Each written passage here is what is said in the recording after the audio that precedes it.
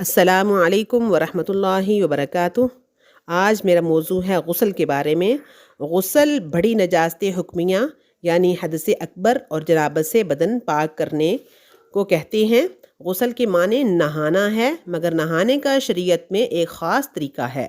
غسل کا طریقہ یہ ہے کہ اول دونوں ہاتھ گھٹنوں تک دھوئے، پھر استنجا کرے اور بدن سے حقیقی نجاست دھو ڈالے، پھر وضو کرے اور تمام بدن کو تھوڑا تھوڑا پانی ڈال کر ہاتھ سے ملے، سارے بدن پر 3 مرتبہ پانی بہائے، کلی کرے، ناک میں پانی ڈالے۔ غسل میں 3 فرض ہیں۔